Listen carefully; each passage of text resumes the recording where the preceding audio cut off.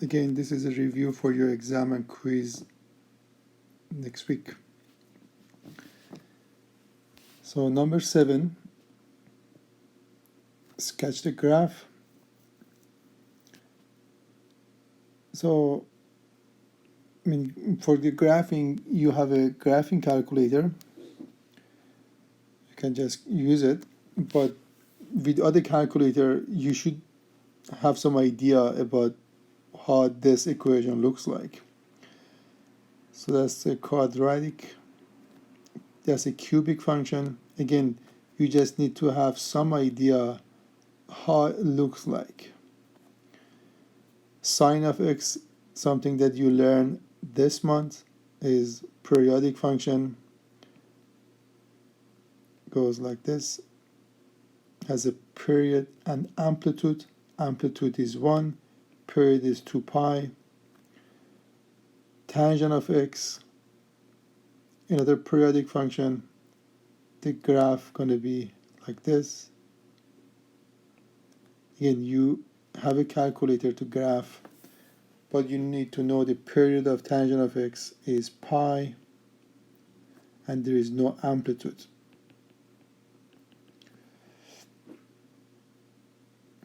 I'm not going to ask you guys number 8. This was something related to chapter 1, finding the inverse function. I know you know it. But number 9 is very important. You have a calculator, but anytime you see exact value, that means you should not use a calculator. So with other calculator, they're asking us to find sine 14 squared plus cosine 14 degrees squared minus 3. You know that 14 degree is not an angle that you're supposed to know it with other calculator. The angle that we know is 0, 30 degree, 45 degree, 60 degrees, and 90 degrees. So you should know the sine and cosine exact value of this type of angle, not 14. But when they said exact, so you need to see if there is any property that you can use. You know that sine square of alpha theta plus cosine square of theta, the answer is 1. So this identity, you can apply it here. So if this is theta, we also have theta there.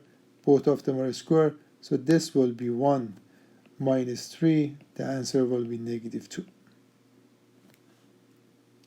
So without knowing this, you could not solve this. Even with the calculator, you will not get negative 2. You will get some near negative 2, not the exact value.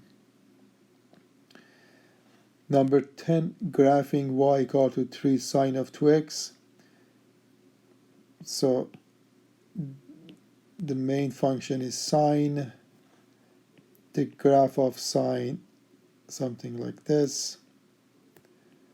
This 3 makes the amplitude 3. It's going to go up. This 2, they change the period. Period will be 2 pi divided by 2 will be pi. So this was 2 pi, it will be at pi. So the final graph, if this is pi, that's pi half. This pi over 4.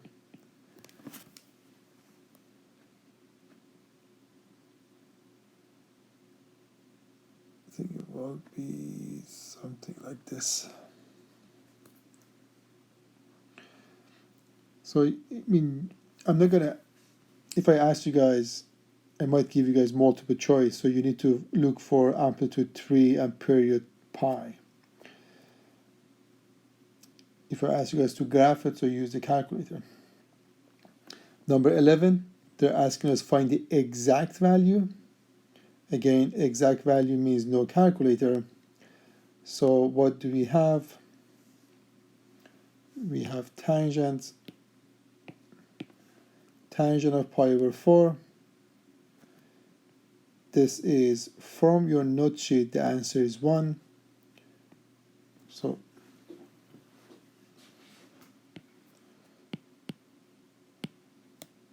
this is 1 minus 3 times cosine of pi over 6. That means cosine of 30 degree is radical 3 over 2. How do I know this? We know it from the table that you should have it in your note sheet. I mean, you need to know all those exact value here. Plus cosecant of pi over 6.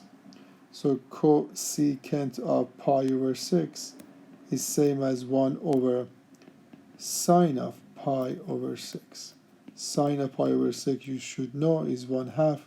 1 over 1/2, the answer is 2. You put 2 here.